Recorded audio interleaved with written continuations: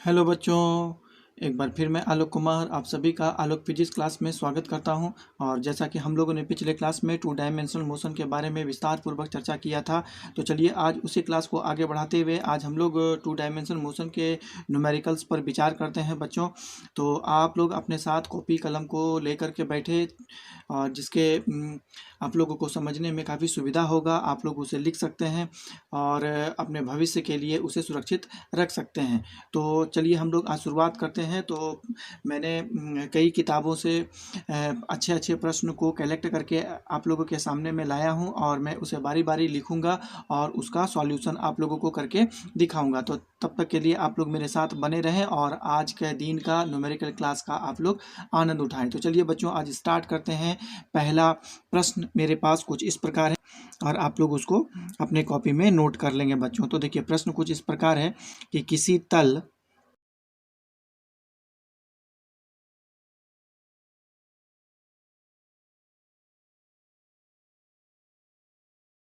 तो प्रश्न मेरा कुछ इस प्रकार है बच्चों कि किसी तल में गतिमान एक कण के समय t1 व t2 पर स्थिति निर्देशांक क्रमशः 1 2 व 2 3 है। इस समय अंतराल में कण का विस्थापन सदिश क्या होगा। तो जैसा कि आप लोगों ने बच्चों क्लास में पढ़ चुके हैं, आप लोग पिछले क्लास के वीडियो में भी देखे होंगे कि विस्थापन को ज्ञात करने के लिए है कि नहीं, हम लोग पहले दो अक्ष लेते थे और ये एक तल का निर्माण करता था जिस पर एक बिंदु यहाँ पर P हुआ करता था जिसका निर्देशांक 1 1 है और एक दूसरा बिंदु है Q जिसका निर्देशांक 2 और 3 है। इसका स्थिति सदिश को मैंने मान लेता हूँ कि स्थिति सदिश यहाँ R1 वेक्टर है और इसका स्थिति सदिश R2 वेक्टर है।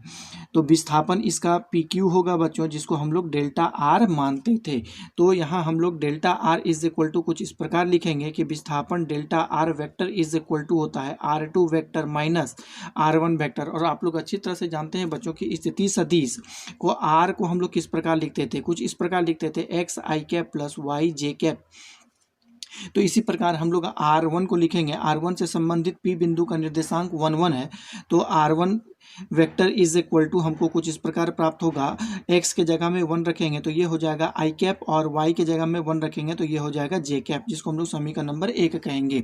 इसी प्रकार R2 हम लोग निकालेंगे बच्चों। R2 के संदर्भ में Q बिंदु का निर्देशांक 2 3 है तो इसका हम लोग स्थिति सदिश को कुछ इस प्रकार लिखेंगे 2 I cap plus 3 J cap और ये समीकरण नंबर 2 हो गया। अभी दोनों मानों को विस्थापन के समीकरण में हम लोग रखेंगे। तो यहाँ पर delta R is equal to हमको प्राप्त होगा 2 I cap plus 3 J cap, bracket में माइनस हो जाएगा R1 का वैल्यू हो जाएगा आई कैप और प्लस हो जाएगा जे कैप। तो हम लोग इसको माइनस करेंगे, 2i को i के साथ माइनस करेंगे तो ये हो जाएगा आई कैप और 3i को j के साथ 3j को j के साथ माइनस करेंगे तो ये मेरा हो जाएगा 2j कैप। तो ये मेरा आंसर है, यही विस्थापन सदिश होगा बच्चों उसके संदर्भ में। तो चलिए दूसरे प्रश्न की और हम लोग बढ़ते हैं और देखेंगे कि दूसरा प्रश्न क्या है हमारे साथ। तो प्रश्न को मैं कुछ लिख देता हूं बच्चों कि प्रश्न इस प्रकार है। देख पा रहे हैं आप लोग कि किसी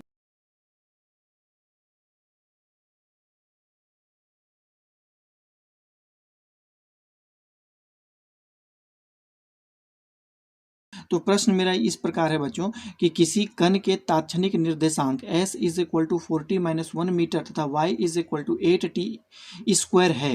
तो पहला नंबर में कण के समय अंतराल t is equal to 1 second से t is equal to 2 second के दौरान विस्थापन ज्ञात करना है और t is equal to 2 second में कण का वेग ज्ञात करना है। तो चलिए बच्चों हम इस प्रश्न को हम लोग सॉल्व करते हैं और बनाने का प्रयास करते हैं।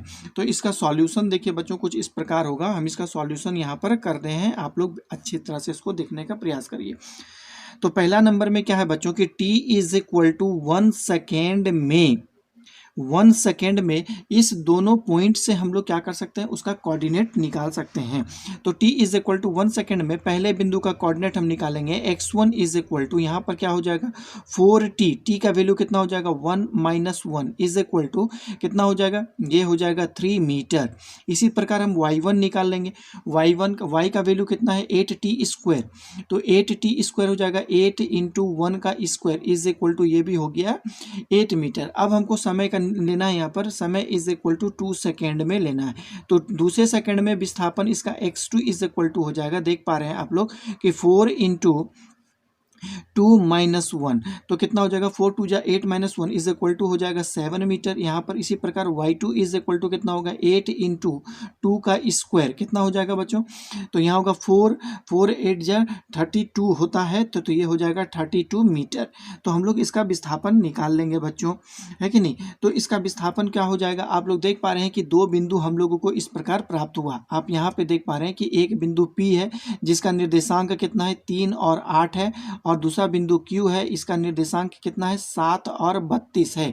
तो अब हम लोग इससे स्थिति सदिश को हम लोग ज्ञात कर लेंगे। इस प्रकार हम लोग स्थिति सदिश ज्ञात करते थे बच्चों। तो स्थिति सदिश R1 इज इक्वल टू मेरा कितना हो जाएगा, स्थिति सदिश R1 इज इक्वल टू हो जाएगा 3i कैप प्लस हो जाएगा 8j कैप। इसी प्रकार R2 इज इक्वल टू हमारा हो जाएगा 7i कैप और प्लस हो जाएगा 32j कैप। तो कण का विस्थापन कितना हो जाएगा बच्चों, तो delta R is equal to हम लोग जानते हैं विस्थापन की R2 माइनस R1 होता है। तो सारी बातों को हम लोग इसी यहाँ पे रख देंगे। तो सबसे पहले R2 का वैल्यू रखेंगे, तो यहाँ पर हो जाएगा 7i cap minus 32j cap, और फिर हो जाएगा माइनस R1 का वैल्यू हो जाएगा 3i कैप प्लस होगा 8j कैप। तो चलिए हम लोग इसको सॉल्व करते हैं। तो 7 में 3 माइनस होगा तो 4i कैप हो गया बच्चों। इसी प्रकार 32 में 8 माइनस हम लोग करेंगे बच्चों, तो ये कितना होगा, सॉरी यहाँ पर मैंने प्लस होगा, यहाँ पर मैंने माइनस लिख दिया है।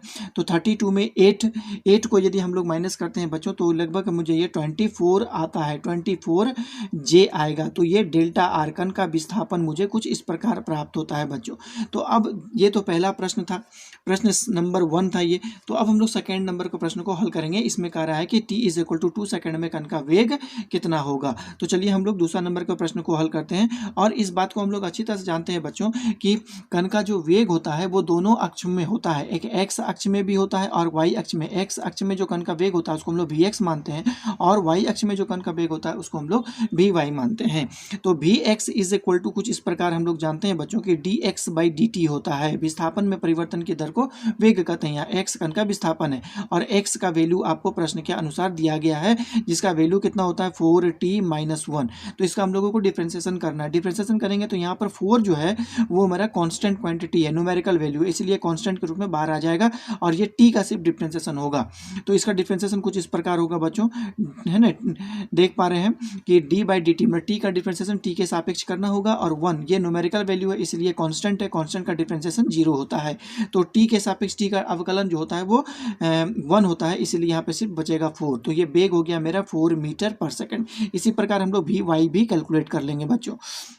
तो vy जो हम लोग कैलकुलेट करते हैं तो इसके संदर्भ में क्या हो जाएगा, देख पा रहे हैं आप लोग dy/dt होगा, है कि नहीं। तो y का वैल्यू हम लोग यहाँ पे रखेंगे, तो y का वैल्यू मेरा कितना है, तो 8t²।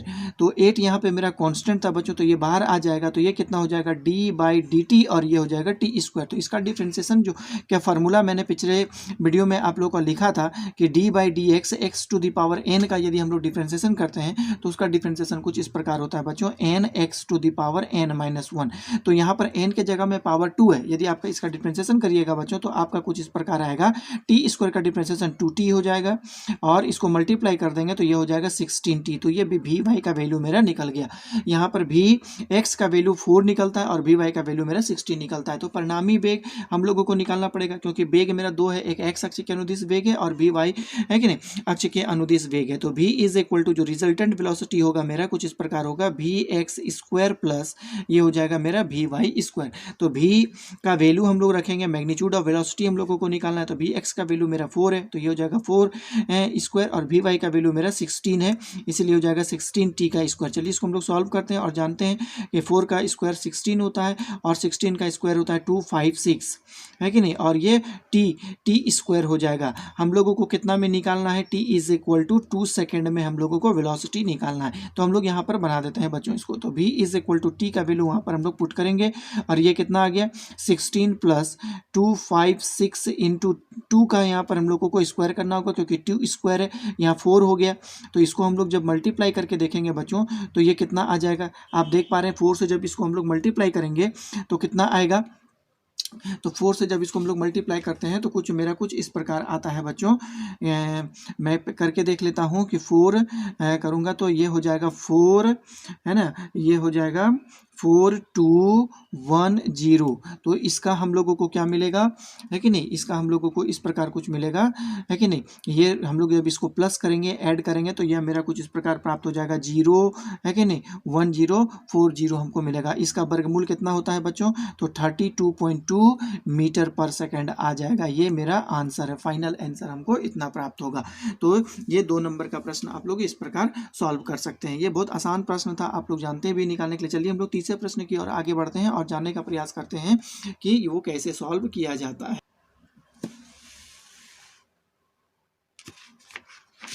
तो तीसरा प्रश्न कुछ मेरा इस प्रकार है बच्चों। हम पहले प्रश्न को लिख देता हूं, उसके बाद हम लोग जानने का प्रयास करते हैं कि तीसरा नंबर का प्रश्न कैसे सॉल्व करेंगे हम लोग। तो प्रश्न कुछ इस प्रकार है कि किसी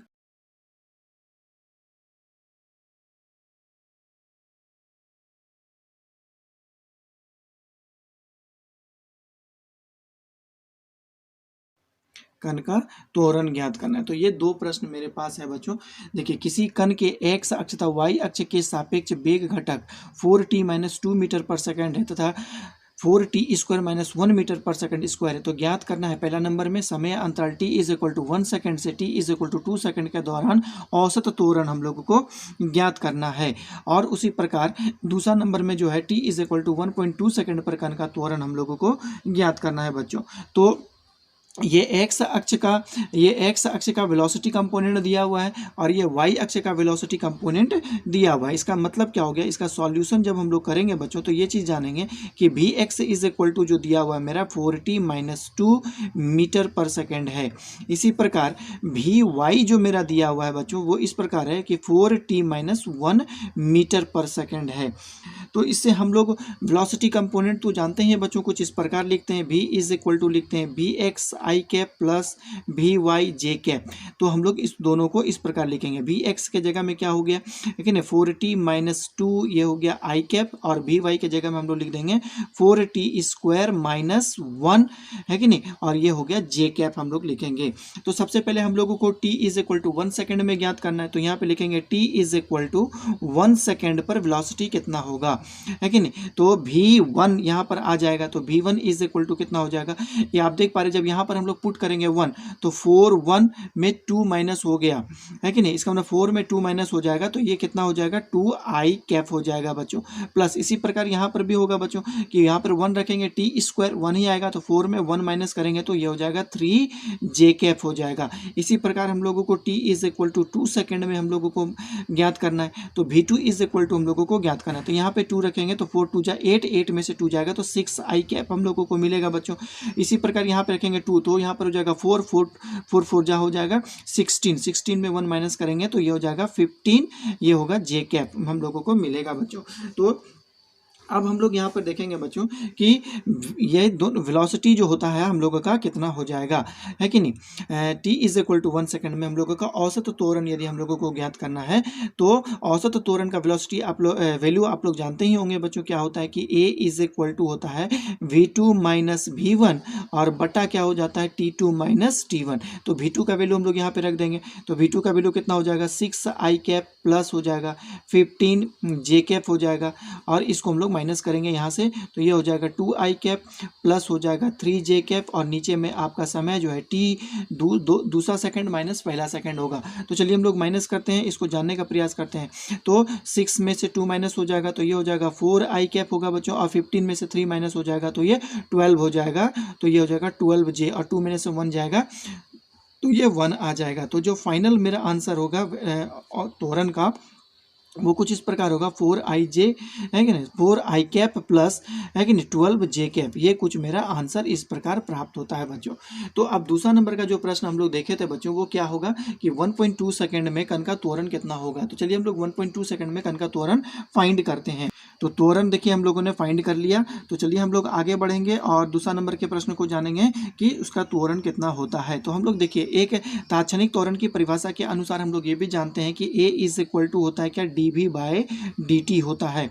तो v का वैल्यू हम लोगों ने ऊपर फाइंड हम लोग कर ही लिया था बच्चों, तो यहाँ पे लिखेंगे d/dt और v का वैल्यू जो है ऊपर से हम लोग यहाँ पे रख देंगे। ये वाला जो v का वैल्यू है बच्चों, ये लेकिन आप देख पा रहे होंगे कि ये वाला v का वैल्यू जो है हम लोग यहाँ पे रखेंगे।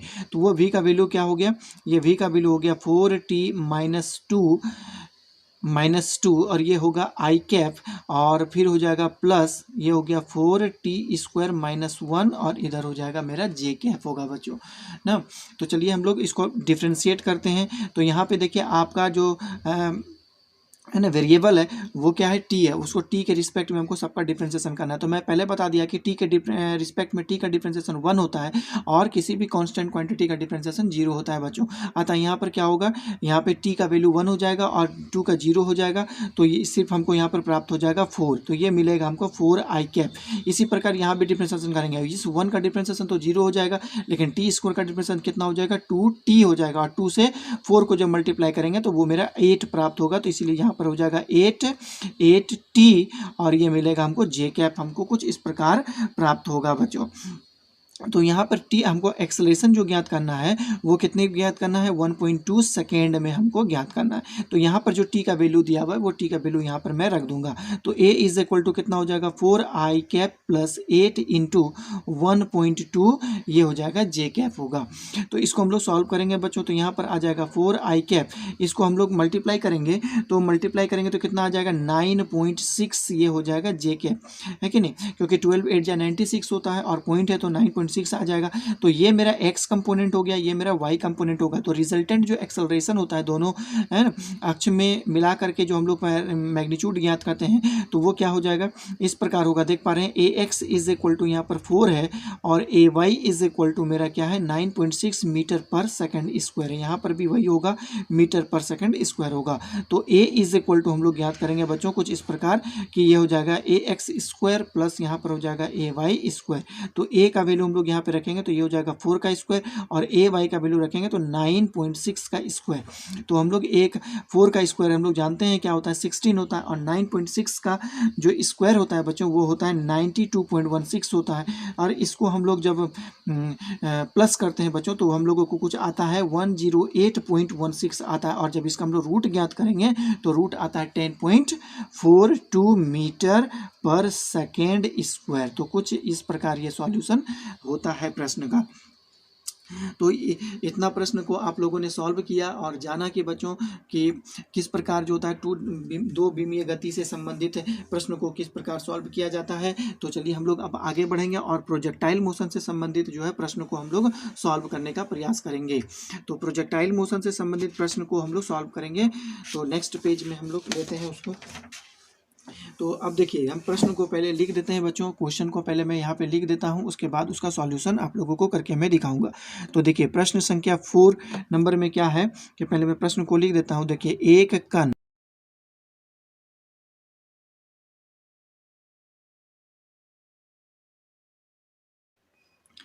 तो प्रश्न मेरा कुछ इस प्रकार है बच्चों कि एक कण क्षैतिज से 60 डिग्री के कोण पर 10 मीटर पर सेकंड के वेग से फेंका जाता है। तो कण का इसके पथ के शीर्ष बिंदु पर वेग क्या होगा। तो ये प्रोजेक्टाइल मोशन से संबंधित प्रश्न है बच्चों और बहुत ही अच्छा प्रश्न है ना। तो चलिए हम लोग इसको देखते हैं करके। तो मान लेते हैं कि एक कण को मैंने प्रोजेक्ट किया इस प्रकार, ये क्षैतिज दिशा में है, ये एक्स एक्सिस है और ये वाई एक्सिस है।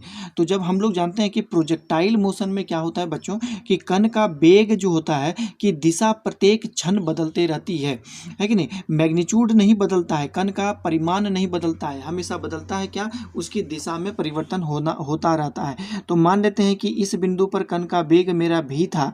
तो इसका हम लोग दो कंपोनेंट लेते थे बच्चों इस प्रकार। आप लोग जानते हैं कि x अक्ष में ये होता था मेरा vx और ये मेरा हो जाता था vy। तो इसी प्रकार सोचिए यदि कण गति करते करते यदि मैक्सिमम हाइट पर पहुंचता है, उसके शीर्ष पर पहुंचता है, h ऊंचाई पर जब पहुंचता है तो वहां पर हम लोग कंपोनेंट कैसे लेंगे, वेलोसिटी का कंपोनेंट। तो इस पर हम लोगों को ये जो मेरा एक वक्रीय पथ है इसके इस पर हम लोगों को स्पर्श रेखा खींचना पड़ेगा। तो स्पर्श रेखा खींचेंगे तो ये स्पर्श रेखा आप देख पा रहे हैं कि एक्स अक्ष के पैरेलल हो जाता है। तो ये मेरा वी एक्स होगा, तो ये वाई कंपोनेंट यहाँ पर 0 हो जाएगा बच्चों, क्योंकि आप इसका कोई कंपोनेंट ले ही नहीं सकते हैं। यहाँ पर कंपोनेंट आप कब लेते हैं, कंपोनेंट लेते हैं कि जब वो किसी एक्स एक्सिस या वाई एक्सिस के साथ जब वो कोई एंगल बना रहा हो, है कि नहीं, बशर्ते उसके साथ वो जीरो डिग्री कोण नहीं बनाता हो, है कि नहीं। जैसे यहाँ पर ये 0 डिग्री भी और भी एक्स के बीच 0 डिग्री का एंगल नहीं है, कुछ भी एंगल है, इसलिए हम लोग यहाँ पर कंपोनेंट लेते हैं। लेकिन शीर्ष बिंदु पर भी एक्स और एक्स अक्ष के बीच का कोण 0 डिग्री हो जाता है, इसलिए हम लोग यहाँ पर भी एक्स का कंपोनेंट नहीं ले सकते हैं। ऑटोमेटिक हो जाएगा यहाँ पर कि भी वाई कंपोनेंट अपने आप 0 हो जाएगा। तो आप ऐसे भी समझ सकते हैं कि अधिकतम ऊंचाई पर कण का वेग 0 होता है। तो वेग सिर्फ किस अक्ष पर होगा? अब ऊंचाई यहाँ पर कण पे दो प्रकार का वेग है, एक भी एक्स वेग से जो होता है कण क्षैतिज दूरी तय करती है, और भी वाई वेग से कण ऊपर की ओर गति करता है। लेकिन यहाँ पर तो कण अधिकतम ऊंचाई पर है, तो अब वो और ऊंचाई तक तो जा नहीं सकता, इसलिए इस बिंदु पर कण का ऊर्ध्वाधर जो वेग का कंपोनेंट होता है कि नहीं, वो 0 हो जाता है। वर्टिकल कंपोनेंट ऑफ वेलोसिटी है ना, इस पॉइंट पर आकर के 0 हो जाता है। तो वेलोसिटी सिर्फ किस पॉइंट पर होता है बच्चों? सिर्फ ये क्या होता है, आप जान पा रहे हैं कि भी एक्स कंपोनेंट हो जाता है। तो आप लोग इस प्रकार देखते होंगे कि यदि ये वेग मेरा यू होता था तो हम लोग यहाँ पर कंपोनेंट कुछ इस प्रकार लेते थे बच्चों। ये एंगल यदि मेरा थीटा हुआ करता था तो क्या होता था, यहाँ यू कॉस थीटा लेते थे और इस बिंदु पर हम लोग साइन थीटा लेते थे। तो अधिकतम ऊंचाई पर जो भी एक्स जो है कंपोनेंट है, ये मेरा यू कॉस थीटा के बराबर है। तो यहाँ पर हम लोग लिखेंगे कि अधिकतम ऊंचाई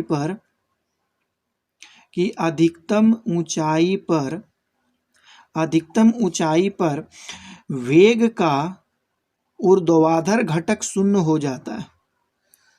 वेग का ऊर्ध्वाधर घटक मतलब भी वाई इज इक्वल टू 0 हो जाता है बच्चों। तो जब भी वाई इज इक्वल टू 0 हो जाएगा तो सिर्फ क्षैतिज घटक ही काम करता है। इसका मतलब क्या हो गया कि अधिकतम ऊंचाई पर सिर्फ क्षैतिज घटक ही काम करेंगे। अधिकतम ऊंचाई पर क्षैतिज घटक ही सिर्फ काम करते हैं, सिर्फ क्षैतिज घटक ही होते हैं। क्यों? है ना, यही घटक जो होता है कि कण को आगे की ओर क्षैतिज दिशा में ले जाने का काम करता है। तो क्षैतिज घटक, अधिकतम ऊंचाई पर कण का क्षैतिज घटक जो होगा वो भी एक्स किसके बराबर हो जाएगा? ये हो जाएगा यू कॉस थीटा के बराबर। प्रश्न में दिया हुआ है कि कण का वेग कितना है, 10 मीटर पर सेकेंड है। तो यू का वैल्यू हम लोग 10 रख देंगे और एंगल कितना यहाँ पर 60 डिग्री है, तो यहाँ पर भी हम लोग 60 रख देंगे। तो 10 गुना कॉस 60 का वैल्यू कितना होता है? 1/2 होता है। इसको हम लोग सॉल्व करेंगे तो ये हो जाएगा 5 मीटर पर सेकेंड इसका वेग आ जाता है बच्चों। तो यही हमारा आंसर होता है। ये कितना आसान प्रश्न था बच्चों और बहुत काफ़ी इंटरेस्टिंग और नॉलेजेबल भी था। हम लोग जानते, चलिए हम लोग आगे प्रश्न की ओर बढ़ते हैं और जानते हैं कि पांचवा प्रश्न क्या होने वाला है। ये मेरा पांचवा प्रश्न जो है कुछ इस प्रकार है, आप लोग देख पा रहे होंगे, है कि नहीं। मैं उसे लिख देता हूँ। देखिए, एक वस्तु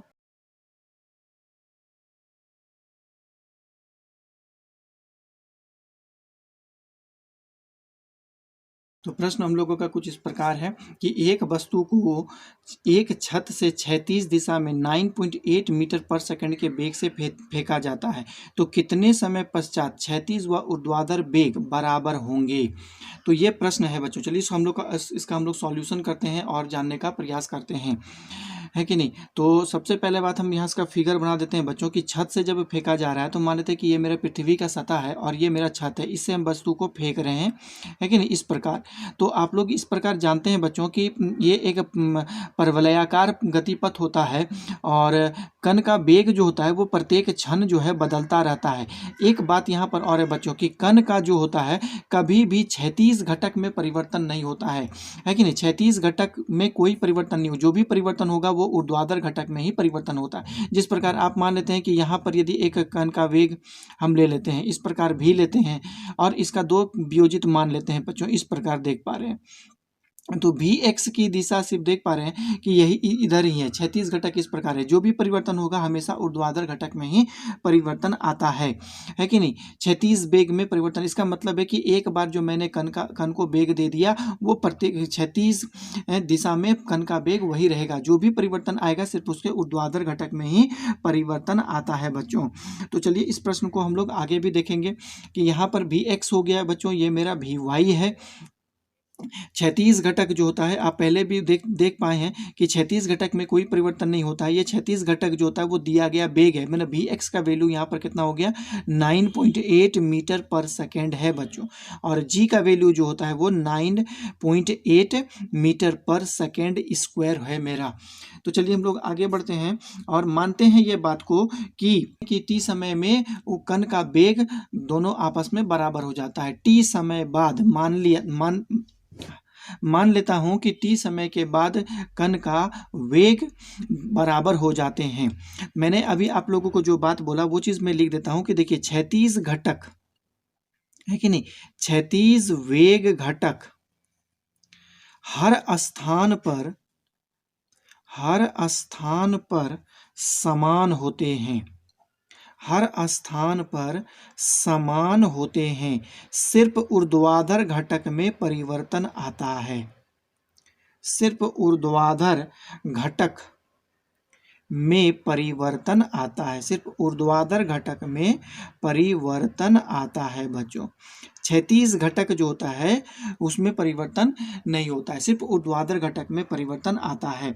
तो मान लेते हैं कि माना कि t समय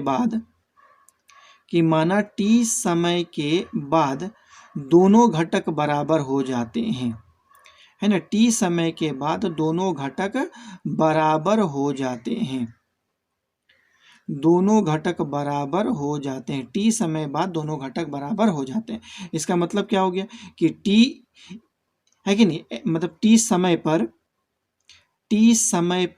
क्या हो जाएगा, भी एक्स इज इक्वल टू भी वाई हो जाएगा। तो चलिए हम लोग गति समीकरण का एक्स अक्ष नहीं तो वाई अक्ष के अनुदिश हम लोग गति समीकरण का प्रयोग करेंगे।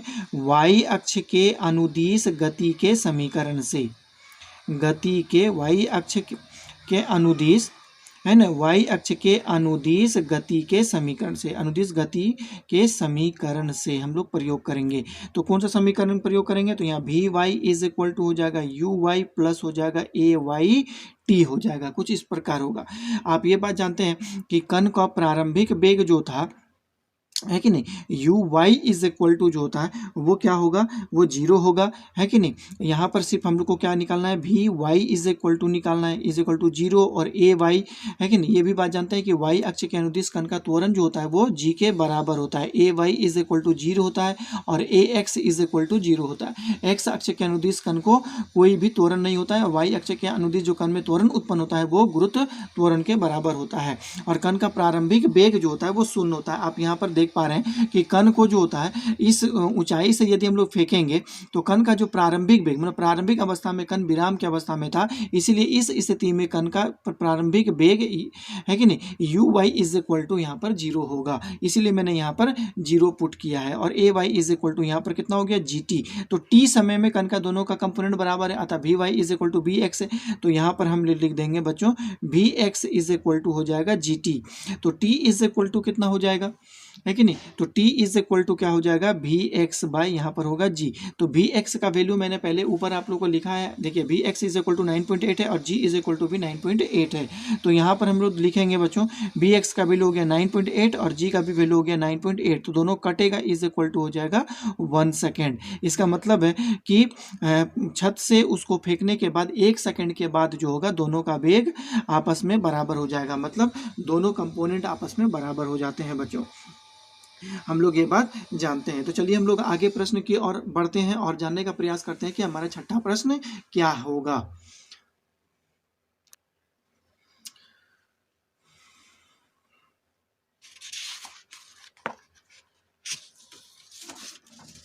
हमारा 6 नंबर का जो प्रश्न है कुछ इस प्रकार है, देख पा रहे हैं कि एक पिंड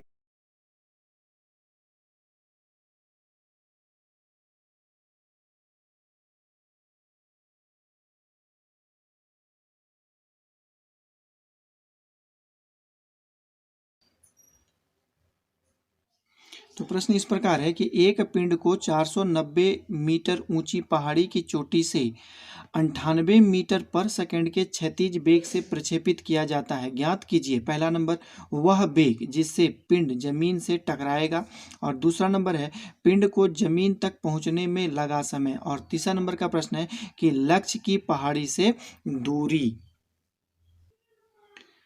तो इसका पहले हम फिगर बना देते हैं बच्चों की। फिगर कुछ इस प्रकार है, आप देख पा रहे हैं कि मान लेते हैं कि एक पहाड़ी की चोटी है जो पृथ्वी की सतह से यहाँ से किसी वस्तु को हम लोग एक प्रक्षेपित करते हैं जो इस प्रकार जो है जमीन की सतह से टकराता है। तो वस्तु को हम लोग जो वेग देते हैं उसका यू है, इस प्रकार यू वेग मैंने उसको प्रदान किया बच्चों। और इस स्थिति में है ना, कण का यहाँ पर जो वेग होता है बच्चों, इस स्थिति में मतलब वाई अक्ष के अनुदिश जो कण का वेग होता है वो 0 होता है और एक्स अक्ष के अनुदिश कण का वेग भी एक्स होता है। ये चीज़ हम लोग जानते हैं। यहाँ पर त्वरण जो होता है बच्चों, यहाँ पर त्वरण जो होता है वो जी के बराबर होता है, लेकिन यहाँ पर जो वेग होता है, क्योंकि ये जो वेग मैंने दिया है वो एक्स अक्ष के समांतर होता है, अतः ये वेग यू होगा या भी एक्स कंपोनेंट भी आप लोग कह सकते हैं। और त्वरण जो होता है इस अक्ष के अनुदिश 0 होता है बच्चों। तो यही कॉन्सेप्ट का प्रयोग हम लोग करेंगे और हम लोग इस प्रश्न को बनाएंगे। तो मान लेते हैं पहला कि माना पिंड, देखिए टी समय है कि नहीं, टी समय के बाद, माना पिंड टी समय के बाद जमीन से टकराएगा, जमीन से टकराएगा बच्चों। मान लेते हैं कि पिंड जो होता है टी समय में जमीन से टकराता है, तो वाई अक्ष के अनुदिश हम लोगों को गति के समीकरण का प्रयोग करना पड़ेगा, क्योंकि ये जो नीचे की ओर गिर रहा है ये वाई अक्ष के अनुदिश ही गति कर रहा है। तो लिखेंगे वाई अक्ष के अनुदिश, वाई अक्ष के अनुदिश गति के समीकरण से, वाई अक्ष के अनुदिश गति के समीकरण से, गति के समीकरण से। तो गति का समीकरण कुछ इस प्रकार है मेरा, देखिए s y is equal to u y t plus 1/2 हो जाएगा ए वाई टी स्क्वायर, मतलब एस बराबर u t plus half a t square समीकरण का हम लोग प्रयोग करेंगे। यहाँ पर जो मेरा प्रश्न आप देख पा रहे हैं वो क्या था कि अधिकतम ऊंचाई जो था, है कि नहीं, पहाड़ की जो ऊंचाई जो थी वो कितना था, 490 मीटर था, और कण को जो वेग दिया गया था वो 98 मीटर पर सेकेंड उसका कण का वेग उसको दिया गया था बच्चों। तो ये सारी बातों को हम लोगों को यहाँ पर रखनी होगी। हम लोगों को ये बात पहले जानना है कि कण को जो वेग दिया गया इस बिंदु पर कण विरामावस्था में था, अतः कण का प्रारंभिक वेग 0 होगा, अतः यू वाई कंपोनेंट यहाँ पर 0 होता है। और ऊंचाई जो होता है एस वाई ये है, ये एस वाई कण का विस्थापन है, तो 490 हम लोग उसके जगह पे रखेंगे। और पहला टर्म, क्योंकि ये प्रारंभिक वेग है कण का, प्रारंभिक स्थिति में वो विराम की अवस्था में था, अतः ये टर्म जो होगा वो 0 हो जाएगा, प्लस हो जाएगा 1/2 और ए वाई की जगह हम यहाँ पर जी रखेंगे और इधर मेरा ये हो गया टी स्क्वायर। तो डेट सिंप्लाइज ये कितना हो गया 490, आप देख पा रहे हैं ये हो गया 490 इज इक्वल टू हो जाएगा बच्चों 1/2 और जी का वैल्यू जो रखेंगे वो कितना हो जाएगा 9.8 और यहाँ पर हो जाएगा टी स्क्वायर। जब हम लोग काटेंगे तो कितना हो जाएगा 490 हो गया और 2 से 9.8 को काटेंगे तो ये हो जाएगा मेरा 4.9 टी स्क्वायर। तो डेट सिंप्लाइज हम लोग टी स्क्वायर निकालेंगे तो ये कितना हो जाएगा 490 बटा 4.9, तो पॉइंट को हटा लेंगे तो ऊपर एक जीरो मेरा चला जाएगा, तो यहाँ पर कितना हो गया 49, तो 49 से ये कितना बार में कट जाएगा 100 टाइम्स कटेगा, तो t square is equal to हो गया 100, तो that simplifies t is equal to √100 हो जाएगा। तो टी का वैल्यू कितना हो जाएगा 10 सेकेंड। तो इसका मतलब है कि वो जो पिंड जो था वो पृथ्वी की सतह से 10 सेकेंड में टकराता है बच्चों। और अब क्या है, देखिए समय तो पता चल गया कि वो जो पिंड जो था पृथ्वी से कब टकराएगा 10 सेकंड में टकराता है। तो अब हम लोग देखेंगे कि वो पृथ्वी से जब टकराएगा तो उस समय कण का वेग कितना होगा, तो ये चीज़ हम लोग देखेंगे। तो हम लोग समीकरण में जानते हैं कि परिणामी वेग का समीकरण क्या होता है, तो v इज इक्वल टू कितना होता है, ये बात हम लोग जानते हैं कि bx square is equal to by square. तो ये चीज़ आप लोग अपने नोट्स में या फिर मेरे पिछले वीडियो में जाकर के देखिए, तो ये समीकरण मैंने निकाल चुका। तो भी एक्स आप देख पा रहे हैं कि दिया गया वेग के बराबर होता है, आप देख पा रहे हैं कि दिया गया वेग जो भी एक्स जो होता है, जो पिंड को जो मैं वेग देता हूं उसके वो बराबर होता है। तो हम ये लिख सकते हैं भी एक्स का वैल्यू को यू स्क्वायर लिखेंगे और वाई अक्ष के अनुदिश कण का जो वेग जो होता है वो जी टी होता है। आप लोग ये फार्मूला को याद रखना है, ये फार्मूला को मैंने ड्राइव किया है पिछले क्लास में, तो आप लोग उसको जा करके देखेंगे। तो यू का वैल्यू कितना है बच्चों, तो यू का वैल्यू मेरा 98 है कि नहीं, 98 मीटर पर सेकेंड है, तो इसका स्क्वायर हो जाएगा। और टी स्क्वायर का मैंने मैंने यहाँ मान रख दिया, टी स्क्वायर का मान कितना हो गया 10 स्क्वायर, और जी का वैल्यू कितना होता है बच्चों, तो 9.8 मीटर पर सेकेंड होता है, तो इसका भी स्क्वायर हो गया। तो चलिए अब हम लोग इसको सॉल्व करके देखेंगे बच्चों कितना आएगा। तो ये कितना हो गया 98 का स्क्वायर हो गया। तो यहाँ पर क्या होगा बच्चों कि 10 का स्क्वायर कितना हो गया 100 हो गया, और 9.8 स्क्वायर को हम करेंगे बच्चों, तो ये कितना आ जाएगा मेरा 96.04 आता है। तो 100 से इसको हम लोग पॉइंट को हटा देंगे, तो ये कितना हो जाएगा 98 का स्क्वायर हो जाएगा प्लस, और ये हो जाएगा 9604 आता है बच्चों। तो यहाँ पर भी हम लोग स्क्वायर करेंगे 98, यहाँ पर भी 98 था, तो ये भी आ जाएगा 9604 प्लस हो जाएगा 9604। जब इसको हम लोग, है कि नहीं, अब आगे हम लोग सॉल्व करेंगे तो इसको जब ऐड करते हैं तो ऐड हम लोगों को कुछ कितना प्राप्त होता है 19208, क्योंकि मैंने इसको पहले ही सॉल्व करके रख लिया है बच्चों, ताकि मुझे बाद में सॉल्यूशन ना करना पड़े। और इसका जब हम लोग रूट निकाले हैं बच्चों, तो रूट निकालते हैं तो कुछ आता है 138.59 मीटर पर सेकेंड। तो इतने ही वो वेग से जमीन से टकराता है बच्चों। तो चलिए अब हम लोग देखेंगे कि लक्ष्य से पहाड़ी की दूरी कितनी होती है। चलिए उसको हम लोग जानने का प्रयास करते हैं। हमारे पहाड़ का फुट से, है ना, जो पॉइंट ऑफ स्ट्राइक के बीच का डिस्टेंस हम लोगों को फाइंड करना है। तो अब देखिए इस दिशा में कण गति कर रही है, तो इस दिशा में कण का वेग जो है वो भी x के बराबर है, और वो इस बिंदु पर t समय में टकराता है। इसका मतलब है कि वो क्षैतिज परास की दूरी, है कि नहीं, t समय में vx वेग से करता है। अतः हम लिखेंगे कि पहाड़ से लक्ष्य की दूरी कितनी हो जाएगी। देखिए पहाड़ से लक्ष्य की दूरी कितनी होगी, पहाड़ से लक्ष्य की दूरी, तो vx वेग से तय कर रहा है और t समय में उसे तय करना है, तो vx इंटू टी हो जाएगा। तो हम लोग vx का वैल्यू तो देख चुके हैं बच्चों, तो vx का वैल्यू कितना है 98 दिया हुआ है, और t का वैल्यू कितना है 10, क्योंकि 10 सेकंड के बाद वो टकराता है। और इसको हम जो मल्टीप्लाई करेंगे तो कितना हो जाएगा 980 मीटर पर सेकेंड, है कि नहीं, सॉरी मीटर होगा, पर सेकंड नहीं होगा, मीटर। 980 मीटर आंसर होगा, पहाड़ी से इसकी दूरी होगी बच्चों। तो कुछ इस प्रकार जो है हम लोग प्रश्न को बनाते हैं। तो चलिए हम लोग नेक्स्ट प्रश्न 7 नंबर की ओर बढ़ते हैं और जानने का प्रयास करते हैं।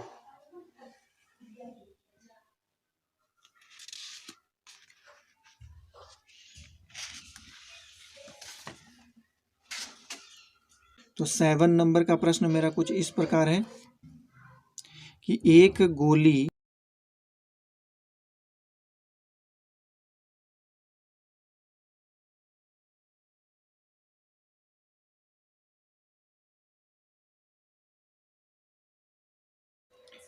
तो प्रश्न मेरा कुछ इस प्रकार है बच्चों कि एक गोली क्षैतिज से 15 डिग्री के कोण से छोड़ी जाती है, जो जमीन पर 3 किलोमीटर दूरी पर वार करती है। यदि इसके क्षैतिज कोण को व्यवस्थित करें तो क्या हम उसके द्वारा उस लक्ष्य पर वार कर सकते हैं जो 7 किलोमीटर की दूरी पर है। कहने का मतलब क्या हो गया बच्चों कि हम लोग प्रोजेक्शन किसी ऑब्जेक्ट का यदि करते हैं तो मान लेते हैं कि वो किसी एक निश्चित कोण पर किया जाता है। यदि मान लें कि 15 डिग्री के कोण पर यदि हम उसको प्रोजेक्शन कर रहे हैं तो कहता है कि वो 3 किलोमीटर दूरी तक वार कर सकता है कि नहीं। उसी प्रकार यदि बोलता है इसके कोण को यदि व्यवस्थित करें तो क्या वो 3 किलोमीटर से ज़्यादा दूरी तक वो वार कर पाएगी, 3 किलोमीटर से ज़्यादा दूरी तक वार कर पाएगी। यदि इसके कोण को यदि मान लेते हैं थीटा मान लिया जाए, लेकिन 15 डिग्री से यदि एडजस्ट किया जाए कोण को, तो क्या वो 7 किलोमीटर दूरी तक वो वार कर सकती है। तो चलिए हम लोग जानने का प्रयास करते हैं कि वो कर सकती है या नहीं कर सकती है। तो इसके लिए हम लोगों को क्या करना होगा, सॉल्यूशन में हम लोग देखेंगे कि परास का समीकरण, क्योंकि ये दूरी परास ही कहलाता है बच्चों। मैंने आप लोग को वीडियो में अच्छा तरह से समझाया है, लेकिन थ्योरी क्लास में आप लोग जा कर के देखिए तो उसमें आप लोगों को सारी बातें समझ में आ जाएगी। तो परास के समीकरण से नहीं, तो परास का जो समीकरण मेरा होता है सबको याद होगा ही बच्चों आप लोगों को। परास का समीकरण क्या होता है कि R इज इक्वल टू होता है you square sine 2 theta by G होता है।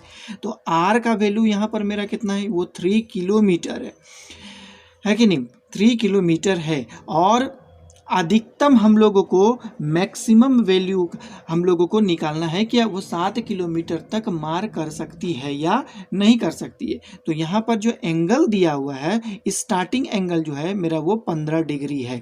तो सबसे पहले हम लोग साइन टू थीटा का वैल्यू निकाल लेते हैं। तो साइन 2 इंटू यहाँ पर हो जाएगा 15 डिग्री, तो इज इक्वल टू कितना हो जाएगा साइन 30 डिग्री। तो साइन 30 डिग्री का वैल्यू आप जानते हैं कितना होता है, 1/2 होता है बच्चों। तो सारी बातों को हम लोग ऊपर में रख देंगे। तो अब हम लोग यहाँ पे रखेंगे r का वैल्यू हो गया 3, u का वैल्यू नहीं दिया हुआ है तो u स्क्वायर, और साइन टू थीटा का वैल्यू आ गया मेरा 1/2, और नीचे में g का वैल्यू भी नहीं दिया हुआ है। तो that simplifies u square by g is equal to कितना हो जाएगा बच्चों, है कि नहीं। g इज इक्वल टू कितना होगा, ये तो मेरा 3 किलोमीटर था बच्चों, ये मेरा 3 किलोमीटर है, तो ये कितना हो जाएगा 3 किलोमीटर इंटू यहाँ पर हो जाएगा 2। अब 3 किलोमीटर को हम लोग मीटर में कन्वर्ट कर देंगे, है कि नहीं। तो कितना हो जाएगा, देख पा रहे हैं कि u square by g is equal to ये 3000 हो जाएगा, है कि नहीं। 3000 गुना 2, इसका मतलब ये हो गया 6000 मीटर हो गया। तो और यू स्क्वायर बाई जी क्या होता है, चलिए इसके विषय में हम लोग जानते हैं कि यू स्क्वायर बाई जी क्या होता है बच्चों। तो आर इज इक्वल टू जो होता है बच्चों U square sine 2 theta by G होता है। तो परास का मैक्सिमम वैल्यू के लिए साइन 2 थीटा का मान को 1 होना आवश्यक होता है, क्योंकि साइन थीटा का मैक्सिमम वैल्यू 1 होता है बच्चों, है कि नहीं। तो यहाँ पर साइन 2 थीटा है, तो परास के अधिकतम मान के लिए साइन 2 थीटा का मान 1 होना चाहिए, जो कि 90 डिग्री पर होता है। आप लोगों को बताया गया अभी तक थ्योरी क्लास में, जब कोण 45 डिग्री होता है तो परास का मान मैक्सिमम होता है कि नहीं। तो यहाँ पर 2 थीटा मिला करके मैं कह रहा हूँ कि 45 गुना 2 90 डिग्री होगा। तो 90 डिग्री इज इक्वल टू यहाँ पर 1 हो जाएगा। इसका मतलब है कि मैक्सिमम वैल्यू के लिए साइन 2 थीटा का मान 1 होना चाहिए। तो रेंज मैक्सिमम कितना हो जाएगा, यू स्क्वायर बाई जी होता है कि नहीं। मैक्सिमम वैल्यू रेंज का कितना हो जाएगा, अधिकतम मान यू स्क्वायर बाई जी होता है। क्योंकि मैं फिर से बोल रहा हूँ कि परास के अधिकतम मान के लिए साइन 2 थीटा का मान 1 होना चाहिए, है कि नहीं। यदि वह 1 रखूंगा तो आर अधिकतम होगा। तो अधिकतम मान कितना हो गया परास का, यू स्क्वायर बाई जी। तो आप यहाँ पर यू स्क्वायर बाई जी का अधिकतम मान ही ज्ञात किए, जो कि आपको 6 किलोमीटर प्राप्त होता है। लेकिन प्रश्न में दिया गया था कि क्या वो 7 किलोमीटर दूरी तक वार कर सकता है, तो आप लोग खुद जान सकते हैं कि नहीं, कोण को व्यवस्थित करने पर भी यह 7 किलोमीटर वार नहीं कर सकता है। तो आंसर क्या होगा, नहीं, यह 7 किलोमीटर दूरी तक 7 किलोमीटर दूरी तक वार नहीं कर सकता है। तो इस प्रकार से आप लोग प्रश्न को बना सकते हैं बच्चों। तो चलिए हम लोग आगे बढ़ते हैं बच्चों, 8वां नंबर का प्रश्न की और हम लोग बढ़ते हैं और जानने का प्रयास करते हैं 8 नंबर का प्रश्न क्या होगा। तो मैं पहले प्रश्न को लिख देता हूं बच्चों, उसके बाद उसको सॉल्यूशन मैं करूंगा। तो 8 नंबर का प्रश्न है, देखिए, यदि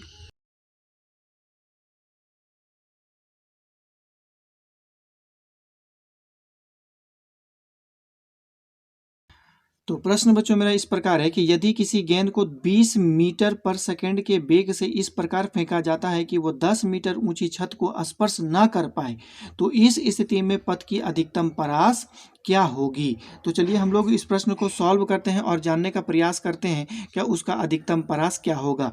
सबसे पहली बात है कि बच्चों की बॉल को फेंका जा रहा है और वो 10 मीटर ऊंचाई तक स्पर्श नहीं कर पा रहा है। इसका मतलब है कि ये 10 मीटर नहीं है, 10 मीटर है भी तो वो उसको स्पर्श नहीं कर पा रहा था। अधिकतम ऐसे इसको मान कर चलते हैं कि वो इसका अधिकतम ऊंचाई 10 मीटर ही है कि नहीं। तो उसकी अधिकतम ऊंचाई कहने का मतलब वो चीज़ दिया हुआ है कि इसकी अधिकतम ऊंचाई 10 मीटर से ज़्यादा नहीं है। अधिकतम ऊंचाई इज इक्वल टू कितनी है, 10 मीटर है, और वेग इज इक्वल टू दिया हुआ है कि उसको लोग 20 मीटर पर सेकंड के वेग से फेंकें, और जी का वैल्यू कितना दिया हुआ है, 9.8 मीटर पर सेकंड है। तो हम लोगों को क्या ज्ञात करना है कि किस कोण पर फेंका जाए, है ना, किस कोण पर फेंका जाए। सबसे पहले हम लोगों को यही ज्ञात करना है कि उसको किस कोण पर फेंका जाए ताकि उसका रेंज जो होगा वो मैक्सिमम होगा, अधिकतम होगा। तो चलिए हम लोग सबसे पहले हम लोग ज्ञात करते हैं कि देखिए किस कोण पर फेंका जाए उसे। सबसे पहले हम लोगों को यही ज्ञात करना है कि किस कोण पर फेंका जाए, किस कोण पर उसको फेंका जाए बच्चों। तो हम लोग पहले क्या करेंगे, अधिकतम ऊंचाई का समीकरण का प्रयोग करेंगे। तो अधिकतम ऊंचाई के समीकरण से, अधिकतम ऊंचाई के समीकरण से। तो अधिकतम ऊंचाई का समीकरण क्या होता है आप लोग जानते हैं बच्चों, है कि नहीं। तो h बराबर कितना होता है you square sign square theta, है कि नहीं, बटा 2g होता है। तो h का वैल्यू हम लोग जान ही रहे हैं कि 10 है कि नहीं। अधिकतम ऊंचाई उसका 10 मीटर है। तो सारी बातों को हम लोग यहाँ पे रखेंगे बच्चों। तो यहाँ से हो गया 10 इज इक्वल टू यू का वैल्यू 20 है। तो यहाँ पर क्या हो जाएगा 20 का स्क्वायर, थीटा हम लोगों को मालूम नहीं है तो वही हम लोगों को कैलकुलेट करना है साइन स्क्वायर थीटा, और यहाँ पर 2 इंटू 9.8 हो गया। हमें यहाँ पे उसको सॉल्व कर देता हूँ बच्चों, ताकि एक ही पेज में वो सॉल्यूशन हम लोगों को मिल सके। तो इज इक्वल टू यहाँ पर 10 है बच्चों, है ना। क्रॉस मल्टीप्लिकेशन करेंगे तो 10 इंटू 2 इंटू 9.8 हो जाएगा, इज इक्वल टू 20 का स्क्वायर हो जाएगा 400, और यहाँ पर आ जाएगा हमारा साइन स्क्वायर थीटा। तो sine square theta is equal to कितना हो जाएगा, sine square theta is equal to हो जाएगा बच्चों, है कि नहीं, 10 गुना 2 गुना 9.8 बाय यहाँ पर हो जाएगा 400 हम लोगों को मिलेगा, है कि नहीं। तो हम लोग इसको सॉल्व करेंगे बच्चों 9.8 से, और 10 ये पॉइंट का डेसिमल इसका खत्म हो जाएगा। तो यहाँ से क्या हो जाएगा हम लोगों को कि sine square theta is equal to हम लोगों को जो प्राप्त होगा वो क्या मिलेगा, देखिए यहाँ पे, और यहाँ होगा 196, और बाय यहाँ पर हो जाएगा 400 हो जाएगा मेरा, कुछ इस प्रकार हम लोगों को प्राप्त होगा। तो हम लोग इसको पुनः काटेंगे बच्चों। तो इसको हम लोगों को काटते हैं तो कितना बार से कटेगा बच्चों, तो इसको हम लोग डायरेक्ट जो है हम लोग 4 से भी हम लोग काट सकते हैं। तो 4 से ये कट जाएगा मेरा कितना बार में, 49 टाइम्स में, और ये मेरा 100 टाइम्स में कट जाएगा 4 से काटेंगे तो ये मेरा साइन ऑफ थीटा का वैल्यू निकल जाएगा। साइन थीटा का वैल्यू रूट अंडर रूट आ जाएगा, 49 का रूट 7 होता है और 100 का रूट 10 होता है। तो that simplifies theta is equal to कितना हो जाएगा मेरा, यहाँ पर हो गया साइन इनवर्स, है कि नहीं, ये मेरा हो जाएगा साइन इनवर्स आ जाता है, देख पा रहे हैं आप लोग 7/10, है कि नहीं। या फिर आप लोग इसको ऐसे लिख सकते हैं कि थीटा इज इक्वल टू कितना हो जाता है साइन इनवर्स 0.7 हो जाता है बच्चों, कुछ इस प्रकार होता है। तो सबसे पहली बात कोण, इसको तो इस कोण पर फेंकना होगा, या फेंका गया था, है कि नहीं वस्तु को। अब ये मैक्सिमम इसका परास कितना होगा वो चीज़ हम लोग जानते हैं, मैक्सिमम परास कितना होगा। तो रेंज का फॉर्मूला हम लोग लगाएंगे, अधिकतम परास रेंज का फॉर्मूला कितना होता है, तो ये हो जाएगा यू स्क्वायर, यहाँ पर होगा साइन 2 थीटा, और बाय यहाँ पर होता है जी। तो चलिए इसको हम लोग नेक्स्ट पेज में हम लोग सॉल्व करते हैं बच्चों, है कि नहीं। यहाँ पर पेज नहीं था तो हम लोग इसको उतार लीजिए आप लोग अपने कॉपी में, और उसका देखेंगे कि वो अधिकतम कितना उसका परास होगा। तो चलिए हम लोग देखते हैं अधिकतम परास कितना होगा। तो हम लोग यहाँ पर देख पा रहे हैं बच्चों कि अधिकतम परास हम लोगों को ज्ञात करना है कि वो कितनी अधिकतम दूरी तक जाता है।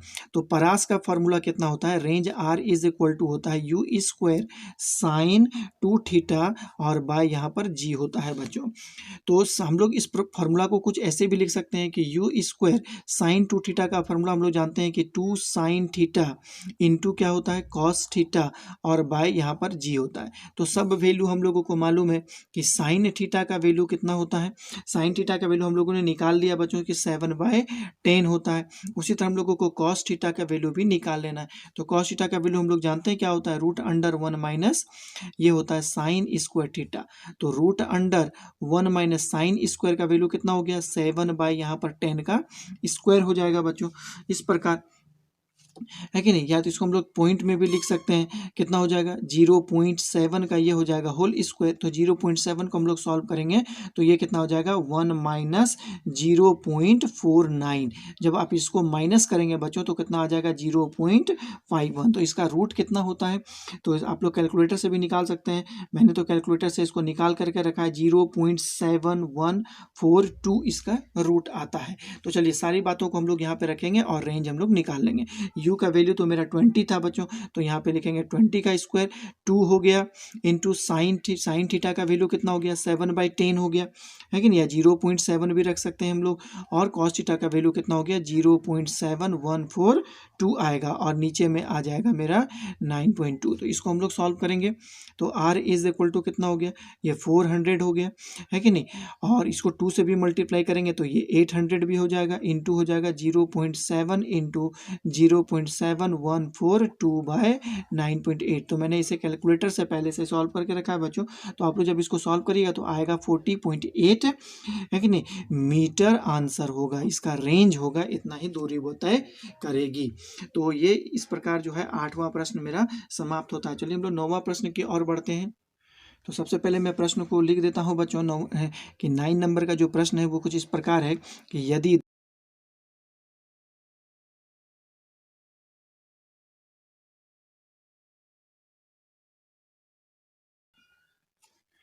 तो प्रश्न मेरा कुछ इस प्रकार है बच्चों कि यदि एक लड़का किसी गेंद को 50 मीटर से अधिकतम 36 दूरी तक फेंक सकता है तो बताएं कि वह उसी गेंद को कितनी ऊंचाई तक फेंक पाएगा।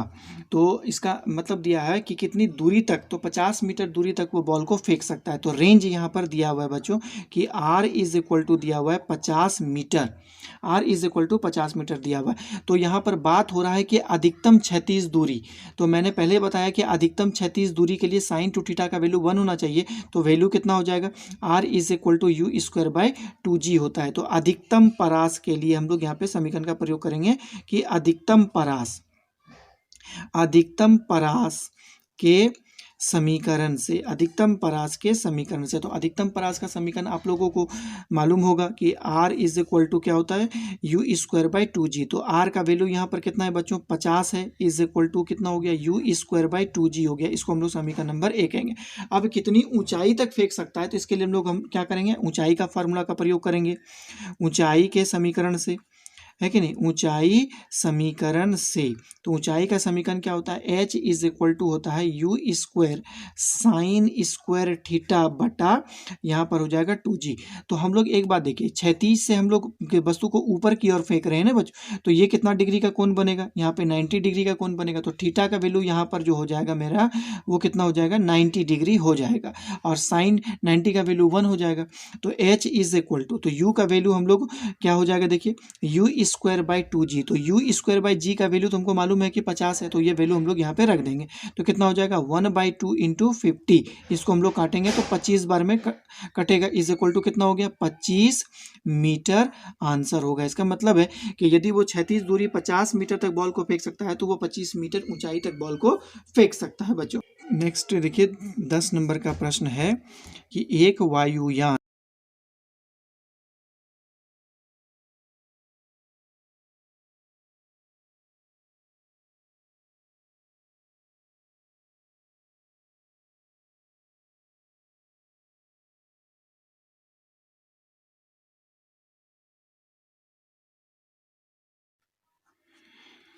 तो प्रश्न मेरा बच्चों कुछ इस प्रकार है कि एक वायुयान 5 किलोमीटर ऊंचाई से 200 मीटर पर सेकंड के क्षैतिज वेग से गति कर रहा है। एक विमान भेदी तोप के ऊपर से गुजरता है। तोप को ऊर्ध्वाधर से किस कोण से दागा जाए जिससे 600 मीटर पर सेकंड के वेग से गति करता हुआ गोला वायुयान से टकरा जाए। वायुयान की वह सुरक्षित ऊंचाई भी ज्ञात करें कि बम उसे ना टकरा सके। तो ये चीज़ हम लोगों को यहाँ पर ज्ञात करना है। यहाँ पर जी का वैल्यू जो है हम लोगों को लेना है 10 मीटर पर सेकंड स्क्वायर, हम लोगों को जी का वैल्यू लेना है। तो आप लोग इस प्रश्न को बढ़िया से समझ में आ गया होगा बच्चों कि एक वायुयान जो है, जो इस प्रकार जो है गति कर रहा है क्षैतिज दिशा में, इस प्रकार क्षैतिज दिशा में गति कर रहा है। आप लोग जानते हैं कि 200 मीटर पर सेकंड के वेग से, और एक तोप जो है कि नहीं, वो इस प्रकार जो है इस पर लगा हुआ है, वो थीटा एंगल से व्यवस्थित है। और इससे जो गोला जो बाहर निकलता है, जिससे गोली जो बाहर निकलता है, वो किस वेग से निकलता है कि नहीं, ये वेग जो निकल रहा है वो 600 मीटर पर सेकंड है कि नहीं। तो सुविधा के लिए हम लोग बच्चों क्या करेंगे कि एक तरह से इसमें हम लोगों को परिवर्तन ये लाना पड़ेगा बच्चों कि सुविधा ये होगा कि ऊर्ध्वाधर से तोप का कोण हम लोग ले लें, ऊर्ध्वाधर से तोप का कोण ले लें, ये कोण मेरा थीटा हो गया। ऊर्ध्वाधर से हम लोग कोण को ले लेंगे, तो ये तब कोण कितना हो जाएगा बच्चों, तो ये कोण मेरा कितना हो जाएगा 90 माइनस थीटा हो जाएगा। ऊर्ध्वाधर से लेंगे, है कि नहीं, ऊर्ध्वाधर से लेने से हमको कुछ ज़्यादा है ना सहूलियत होगा, है कि नहीं, इसलिए हम लोग ऊर्ध्वाधर से लेंगे तो हमको ज़्यादा ये सहूलियत होगा। ये वायुयान जो है 200 मीटर पर सेकंड के वेग से इस दिशा से उड़ रही है और तोप जो है वो ऊर्ध्वाधर से थीटा कोण पर है कि नहीं उस पर गोला दागने के लिए तैयार है। और ये कितनी ऊंचाई पर है? ये वायुयान जो है 5 किलोमीटर की ऊंचाई पर उड़ रही है। तो चलिए हम लोग इसको सॉल्व करते हैं पहले।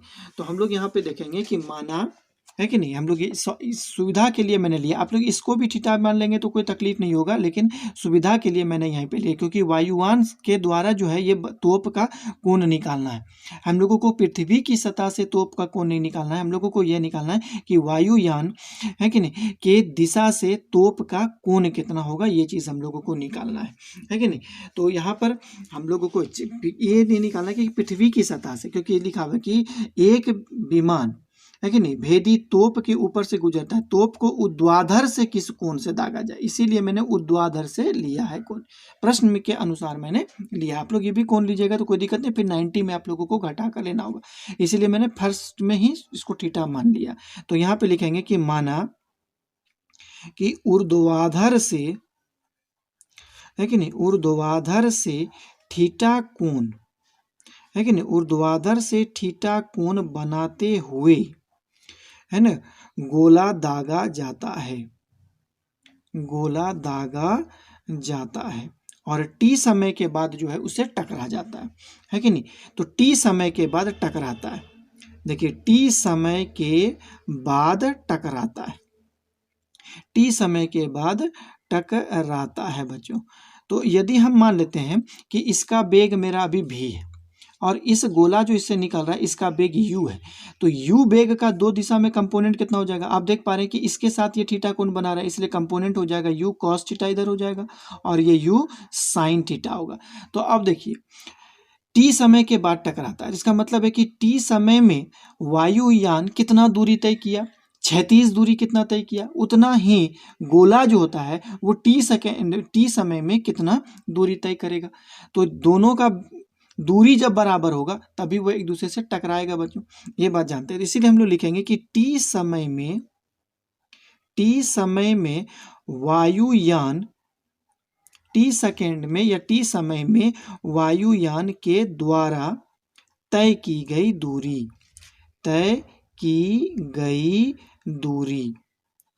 तो ये दूरी कितनी होगी बच्चों, आप देख पा रहे हैं कि दूरी आप देख पा रहे हैं कितना होता है, इसका वेग v है और समय मेरा t है, तो दूरी कितना हो जाएगा v इंटू टी होगा और v का वैल्यू कितना है यहाँ पर 200 है, इसीलिए हम लोग यहाँ पे रखेंगे 200 इंटू टी हो जाएगा, ये चीज़ होगा। अब इसी तरह गोला के द्वारा कि टी समय में है कि नहीं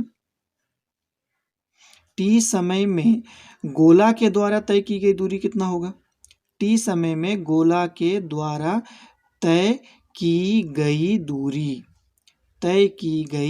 दूरी इज इक्वल टू कितना हो जाएगा बच्चों, तो ये हो जाएगा 600 है कि नहीं u और यहाँ पर हो जाएगा साइन थीटा इंटू टी। ये बोलिएगा कैसे मैंने लिख दिया, क्योंकि वो गोला क्षैतिज दूरी तय कर रही है ना, क्योंकि देखिए जब वायुयान इधर की ओर गति करेगी तो गोला को भी इधर की ओर गति करनी पड़ेगी, इसका मतलब है कि गोला जो होता है वो इधर की ओर गति कर रही है, एक्स अक्ष के अनुदिश गति करते करते वो इस वायुयान से टकराएगी। तो इसका मतलब है कि हम लोगों को गोला का है कि नहीं एक्स अक्ष के अनुदिश गति का प्रयोग करना पड़ेगा, इसका मतलब है एक्स अक्ष के अनुदिश जो होगा कण का वेग कितना है कि नहीं u sin थीटा। आप लोग इस प्रकार इसको समझ सकते हैं कि वायुयान इस प्रकार गति कर रही है, गोला को यहाँ से छोड़ा जा रहा है तो गोला इस प्रकार न गति करेगा तो ये आगे की ओर बढ़ रहा है, तो इसमें दो प्रकार की गति है, आप देख पा रहे हैं धीरे धीरे ऊपर भी जा रहा है और धीरे धीरे वो इधर भी है, जब ऊपर की ओर जा रहा है और इस दिशा में भी जा रहा है और ऊपर की ओर भी जा रहा है, तो दोनों, तो ऊपर वाले हम लोगों को नहीं लेना है, हम लोगों को देखना है कि उसके द्वारा तय की गई क्षैतिज दूरी कितनी होगी, किस वेग से, क्योंकि हम लोग जानते हैं एक्स अक्ष के अनुदिश कण का वेग u sin थीटा है, तो टी सेकंड में वो कितना दूरी तय कीगी, अतः गोला के द्वारा इस बिंदु से इस बिंदु तक तय की गई दूरी हम लोग ज्ञात कर लेंगे। तो वही बात u का वेग यहाँ पे मैंने 600 लिख दिया और sin थीटा इंटू टी है, तो टकराने की स्थिति में दोनों दूरी बराबर होगी, तो लिखेंगे टकराने के समय में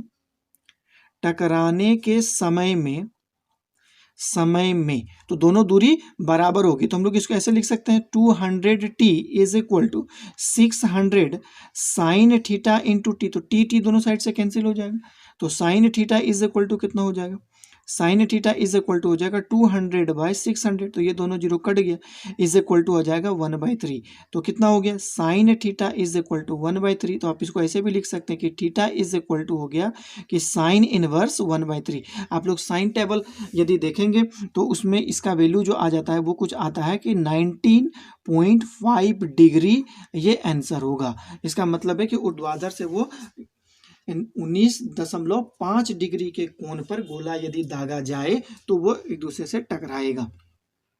तो अब हम लोगों को प्रश्न के दूसरे भाग से पढ़ना है कि वायुयान जो है वो किस ऊंचाई से गुजरे ताकि बम उसे नहीं मार पाए। वायुयान किस ऊंचाई से गुजरे ताकि बम उसको नहीं मार पाएगा, नहीं टकरा पाएगा। तो इसका मतलब है कि गोला की हम लोगों को अधिकतम ऊंचाई की, गोला यदि तोप से निकलता है तो वह अधिकतम कितनी ऊंचाई तक दूरी तय करता है, उसकी अधिकतम ऊंचाई कितनी होगी, क्योंकि अधिकतम ऊंचाई के बाद वो पुनः नीचे गिरने लगेगा।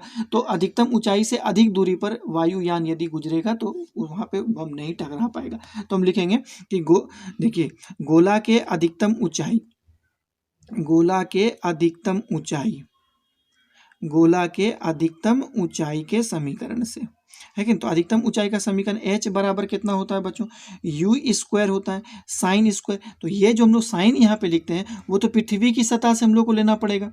आप लोग इस बात को बढ़िया जानते हैं कि पृथ्वी के ऊर्ध्वाधर वाला भी हम लोग लेसन को बनाए थे बच्चों, तो वहाँ पर भी आप लोग जा करके देखिए बढ़िया से कि यहाँ पर हम लोग को क्या करना पड़ेगा कि पृथ्वी की सतह से हम लोगों को कोण लेना पड़ेगा, क्योंकि ये ऊंचाई का जो समीकरण है ये समीकरण इस स्थिति में निकाला गया है कि पृथ्वी की सतह से प्रक्षेपित वस्तु के द्वारा बनाया गया कोण।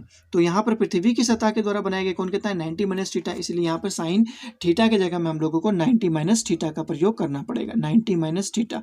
और नीचे में बटा है मेरा 2g, तो यहाँ पर हो गया 2g। तो चलिए हम लोग सारी बातों को यहाँ पर रखेंगे बच्चों और जानने का प्रयास करेंगे। तो इसी को हम लोग आगे लिख देते हैं, क्योंकि sine 90 minus theta equal to cos theta होता है। तो यहाँ पर कितना हो गया, कॉस स्क्वायर थीटा बटा 2g होता है। तो u का वैल्यू कितना हो गया, हम लोग गोला के लिए निकाल रहे हैं, तो गोला के संदर्भ में उसका वेग 600 है, तो 600 का स्क्वायर हो जाएगा इज इक्वल टू कॉस का वैल्यू निकालना है। तो कॉस का वैल्यू कैसे निकालेंगे, 1 माइनस कॉस स्क्वायर है, इसलिए हो जाएगा 1 माइनस साइन स्क्वायर थीटा बटा यहाँ पर 2g है। तो g का वैल्यू कितना हो जाएगा बच्चों, 10 है, क्योंकि हम लोग को वहाँ जी का वैल्यू 10 बोला है, रखने के लिए बोला गया है। तो h का वैल्यू कितना हो जाएगा, 600 का स्क्वायर कितना हो जाएगा, 36/4 गो 0 हो जाएगा is equal to 1 minus sine square का वैल्यू कितना है, 1/3 है। इसलिए यहाँ पर हम लोग 1/3 का होल स्क्वायर रखेंगे इस प्रकार, और ये मेरा 20 यहाँ पर हम लोगों को मिलेगा। चलिए इसको हम लोग सॉल्व करते हैं। ये हो गया मेरा 36/4 गो 0 इज इक्वल टू, यहाँ 9 हो जाएगा बच्चों, 9 में 1 घटेगा तो 8 हो जाएगा। तो यहाँ हो जाएगा 8/9 और नीचे में हो जाएगा 20। तो इससे हम लोग एक जीरो इसको काट सकते हैं, इससे हम लोग 8 को काट सकते हैं और 9 से इसको काटेंगे तो कितना बार में कट जाएगा, 9 से कटेगा ये लगभग 4 टाइम में कटेगा, क्योंकि 9 चले 36 होता है और 4 को इसमें 3 को 0 आ जाएगा और 4 4 16 हो जाता है। तो h इज इक्वल टू कितना होगा, 16,000 मीटर हो जाएगा। तो इसको हम लोग किलोमीटर में व्यक्त करेंगे तो क्या हो जाएगा, 16 किलोमीटर। इसका मतलब है कि जो गोला जो तोप से निकलता है वो अधिकतम ऊंचाई 16 किलोमीटर तक ही जा सकता है, उससे ज़्यादा वो ऊंचाई नहीं जा सकता है। तो चलिए हम लोग आगे प्रश्न की ओर बढ़ेंगे। तो इसका मतलब है यही इसका आंसर होगा। तो नेक्स्ट प्रश्न की ओर बढ़ते हैं हम लोग, नेक्स्ट पेज। चलिए हम लोग आगे बढ़ते हैं।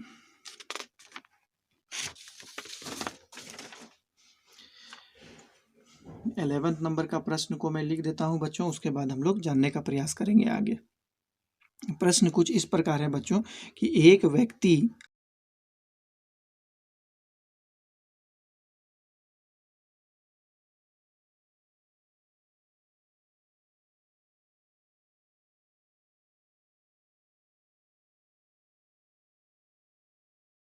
तो प्रश्न मेरा कुछ इस प्रकार है बच्चों कि एक व्यक्ति अपनी बंदूक का निशाना क्षैतिज दिशा से 100 मीटर दूरी पर बैठे एक पंछी को बनाता है। यदि बंदूक से 500 मीटर की गति से गोली चलाई जाती है तो बताएं कि वह बंदूक को पंछी की स्थिति से कितनी ऊंचाई पर रखे कि बंदूक पक्षी पर वार कर सके। यहाँ पर जी का वैल्यू आप लोगों को 10 मीटर पर सेकंड रखना है। तो प्रश्न आप समझ में आ ही गया होगा। तो इस प्रकार है कि ऊर्ध्वाधर से है कि नहीं, एक पंछी जो है 100 मीटर की दूरी पर बैठा हुआ है। यहाँ से आप देख पा रहे हैं कि क्षैतिज, यहाँ से 100 मीटर की दूरी पर पंछी बैठा हुआ है, ये 100 मीटर की दूरी है। और एक तोप को मान लेते हैं कि यहाँ से आपको चलाना है और उसको निशाना लगाना है, इस प्रकार निशाना लगाना है। तो आप यहाँ पर जान पा रहे हैं कि 100 मीटर है और बंदूक से जो गोली निकल रही है वो कितनी है, 500 मीटर प्रति सेकंड के गति या वेग से निकल रही है। तो पंछी के सापेक्ष बंदूक को कितनी ऊंचाई पर रखनी होगी, वो चीज़ आप लोगों को यहाँ पर निकालना है कि पंछी के सापेक्ष बंदूक को कितनी क्षैतिज से कितनी ऊंचाई पर उसको रखनी होगी, इस बात को आप लोगों को निकालना है। तो ये काफ़ी आसान क्वेश्चन है, तो इसे आप बना सकते हैं। तो चलिए हम लोग बनाने का प्रयास करते हैं, सॉल्यूशन इसका जानते हैं कि किस प्रकार ये बनेगा। सबसे पहली बात है कि इसका क्षैतिज, इसका मतलब है एक्स अक्ष से इसकी दूरी दी हुई है कि 100 मीटर है। आप देख पा रहे हैं 100 मीटर है, क्षैतिज दूरी से लगाना है।